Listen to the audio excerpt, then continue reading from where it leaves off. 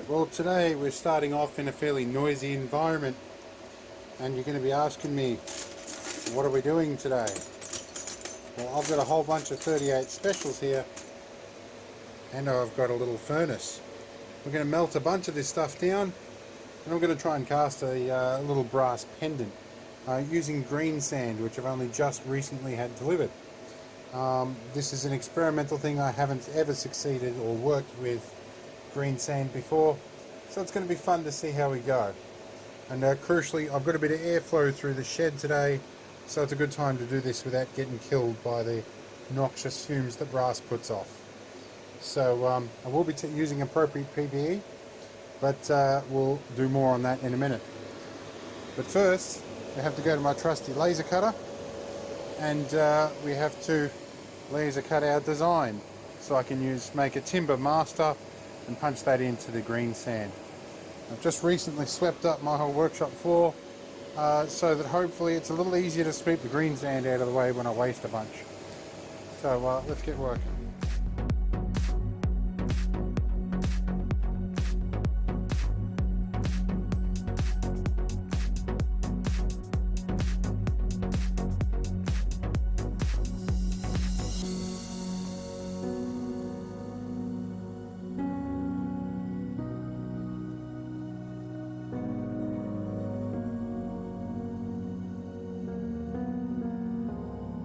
Now the laser cutting is done, I'm going to loosely lay these out ready for assembly, and then we'll go and put some brass in the furnace, and while it's warming up we'll assemble these and prep our green sand. So let me just test assemble these, make sure all the tabs are in the right position. Now you'll notice there's a tab here and there's a slot here. That means that when I've got these two halves, that they can slot together and locate nicely. So right, and we'll use a bit of Loctite. I'd love to use Loctite 406, but I can't find it. I'm not sure what formulation this is, but it does work really well for this stuff. Alright, let's jump over to our brass collection.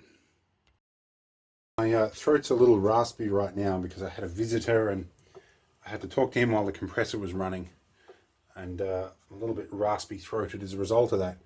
Now we need to get some brass sorted out, and I need something to make some improvised soft jaws with. I'll be back in a moment.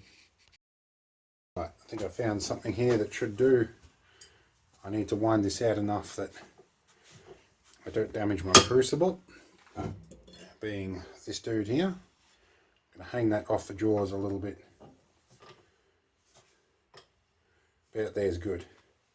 Hopefully that doesn't fall and shatter all over the floor, unlike my splash guard down there. So we've got loads of 38 special brass. I'm going to choose a lot of these that, and I shouldn't probably drop these in here because I don't want to break my crucible, but I do have a spare. I was smart enough that when I purchased this furnace, I bought a spare graphite crucible, which I store face down for obvious reasons. Now, I've got two different types of 38 specials in here. I've got brass, or I've got chrome wash, and I've got brass. So I'm skipping the chrome ones because I don't want chromium poisoning. But I'm going to pick a whole bunch of these. I'm going to have to do quite a bit in here to get the volume that I need. It's kind of deceptive when you're making something out of solid brass as opposed to like really thin sheet brass.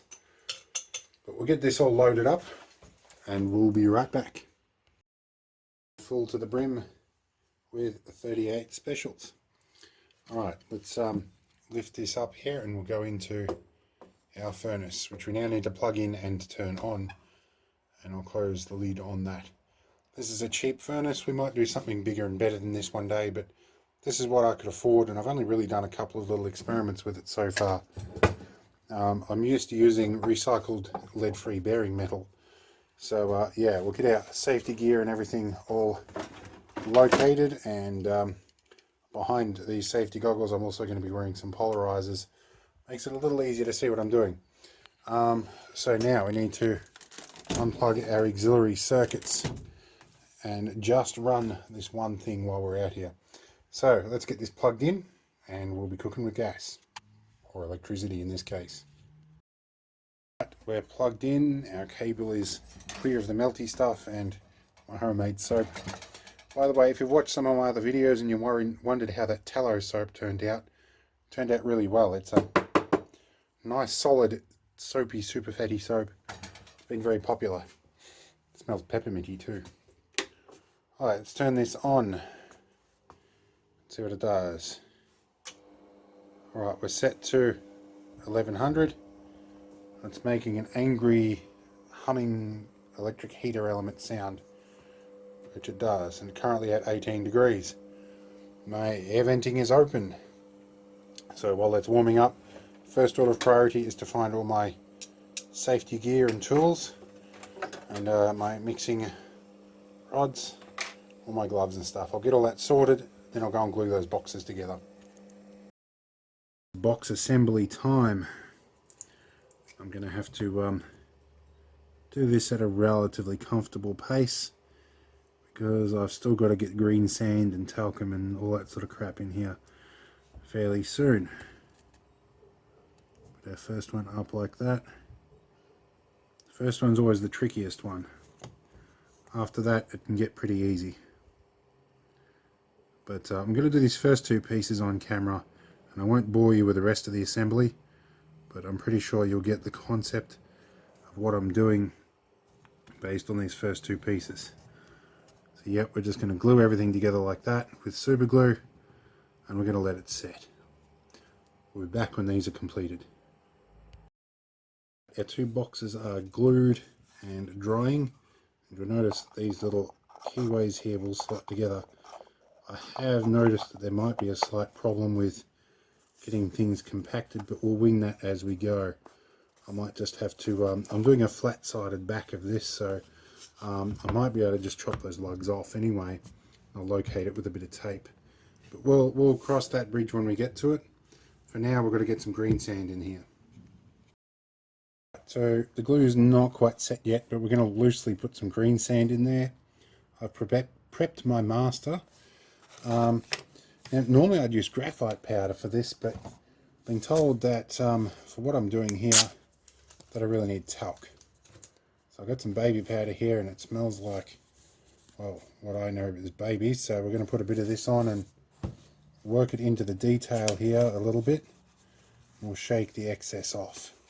In fact, I should just dump a bunch on here, and if we're going to shake excess off, get this all nice and well distributed around here. Get it all in here. The wind has died off a little bit in here too, which is not ideal because I'd really like to be getting some of that airflow through whilst the fumes from that molten brass come through. But I think if I stay well enough away from it, should be alright. I'm going to work on this little bit in here because that's kind of crucial, because I don't want it to mess up that main entry. And the idea behind having this thick piece here is it creates a bit more hydraulic pressure to force it through, and the air can return back up out here. And these are higher than the entry point, so that I don't have all this metal siphoning out or just running out the bottom. Now I'm applying talc much like I apply graphite powder. I'm just getting dirty fingers and doing it, which is good. Gets that in there. Now, fortunately, I'm not worried about the stuff sticking to the inside of this, so we'll get it done. Now, this big bag of green sand we have behind the camera here, it came with a bonus in the top. It came with a little bag of this really fine stuff, which I think is so we can get good detail. So I might sprinkle a bit of that over the top prior to compacting everything. Now I've got our really coarse grains of green sand in here, so I'm going to shove a bit of this in here and we'll distribute it fairly evenly, and I'll start packing that down in there. Need to find a packing rod now. I found a piece of timber that will probably do this job relatively well. It's going and nice and hard. Yeah, those grains are fairly large. It doesn't have the resolution I'm going to need to do this job. But how will this sit in here? That should sit in alright. In fact, yeah, I'm going to need to bring that up a little bit more because I need it to be about level with the joint on the mould. So we'll pack this in a little bit better. I'll just keep going. So I'm going to jump to the bit where I've got this half of the mould done, and we'll work from there. Anybody of you, or any of you, have done oh, that's, by the way, this is what I'm putting on top. If any of you have done green sand casting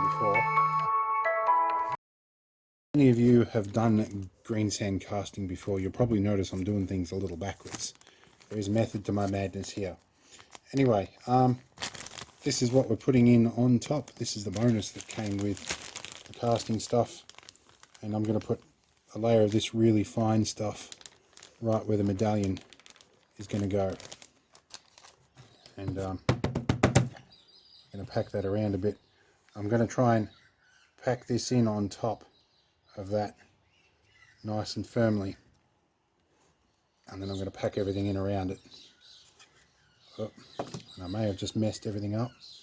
No, that is going to retain some good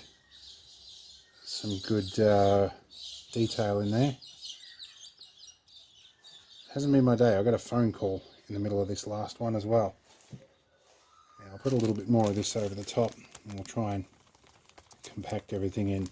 But yes, I know what I'm doing is a little bit backwards, but bear with me. Method in the madness. So we'll pack all this in. I'm going to pack a bit of sand around the top of it in a minute too. I probably used way too much of that, but we'll see how we go here. Stuff doesn't matter so much. Of course, this is my first attempt, so it could fail horribly like all my other attempts at casting brass, but we'll just go with it for now. We'll see what happens. So we'll be back in a minute. My two mould halves done. I'm not sure how well this is going to work, and I'm not sure how much detail is in there, but I'm not going to mess with it. I just want to test. This is going to be a proof of concept whether or not I can actually cast anything this way. If this does work, I'll put a bit more effort into the detail side of things, and I'll make these molds properly rather than arse about the way I'm doing it at the moment. Alright, so let's get these molds put together. Alright, so our furnace is up to about 930 Celsius. I'm going to open it up and have a poke around inside in a minute.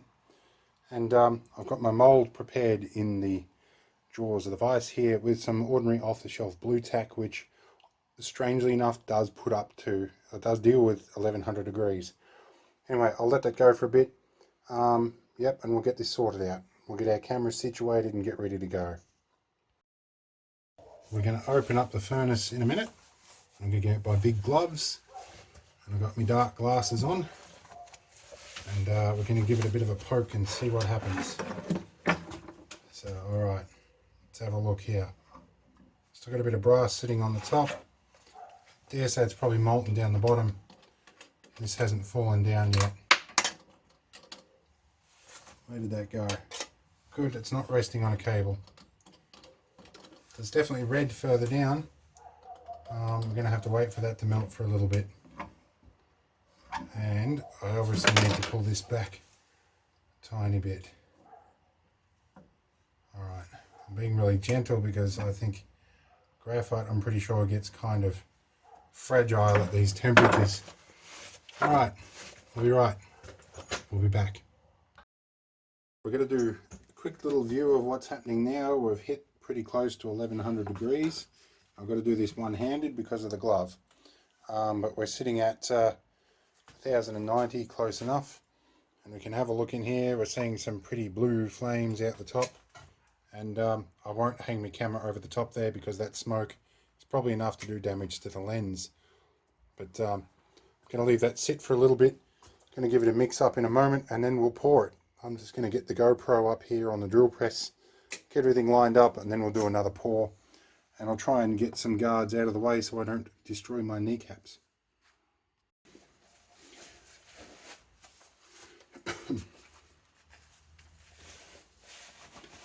Alright, we're nearly ready to pour. Let's get everything over in the right view and hopefully everybody can see everything.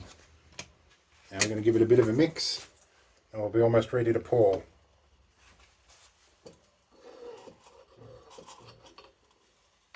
Certainly feels nice and fluid. It's nice and hot there. Alright, moment of truth. And it stinks in here, and I've just tipped over my pouring shields, my shin guards. Remove them a little bit. Now the shin guards down here are here so that, because I'm wearing shorts, if anything drips past and splashes out, it doesn't splash onto me. Alright, we've hit nicely 1100 degrees. Let's pour this stuff and see if we can get it right. Alright, here goes, guys.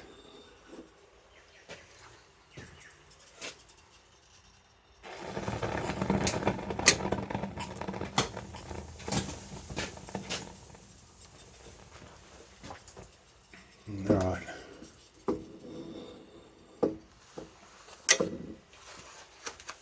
Let's turn our furnace off for now.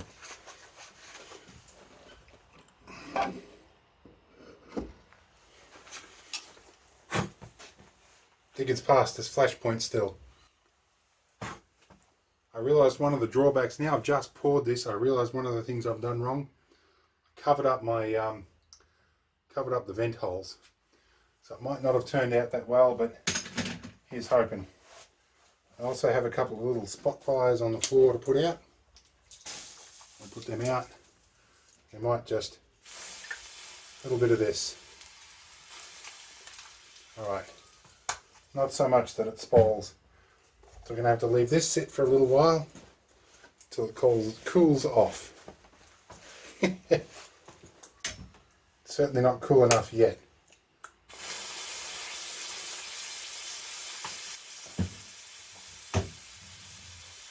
Right, I'm going to leave this go and we'll be back. It's cooled off a fair bit, although I can feel a lot of radiated heat through the side of the furnace, which is right next to the camera. Probably will need a new pack of blue tack by the time I'm done here, and there's going to be some temptation to grab this, so let me just put on gloves with a bit more tactile thing. These are TIG welding gloves, and these ones I refer to as my filming gloves because I've still got a gap here where I can touch a camera. It does mean I need to be right-handed to make best use of these. Alright, my first ever attempt at casting brass in green sand. Well, that's come out. Well, it looks like the vents have worked relatively well. That's the most promising brass cast I've had yet. Let's have a look at how that came out. So that's looking good. I had plenty of hydraulic pressure on there. Let's see if it's all going to pop out of here. There we go. I don't want to touch this bare-handed right now. Some of my Christmas presents. Pair of things up here. Alright, well, I've got a bit of detail on there. Well, it's still closer to a brass medallion than I've had yet. So, I don't think this has got the detail in it that I want, but certainly that system is certainly going to work. So, I'm going to need to come up with probably a better method of, or I've got to probably do this properly. I need to make these without a back and hammer the sand in from the back onto a flat surface. I'll probably get the detail that I need out of it that way. But certainly looking good. So I'll let this cool off a bit more, wash some sand off it, and we'll get it trimmed up and cleaned up a little bit. We'll see what happens. So it's dry enough, and that sounds a bit annealed here, but oh, I can see some of the detail coming out of that. We'll find out, I guess, when we polish it. I don't know if I'm going to completely finish this design, being as it was just an experiment, but I guess we'll give it a bit of a polish and see what the surface looks like. Brass is certainly a lot harder to deal with than white metal, I'll say that much. Oh. I thought I cleaned all the sand out of this, but sand, as you might guess, is hell on things like these cutters, but I don't use them for anything else. Right, we're almost off. Now this bit is going to be more tricky. I might have to cut that with a hacksaw and then shape it. But yeah, I'll get this a little bit cleaned up on the grinding wheel and see what happens.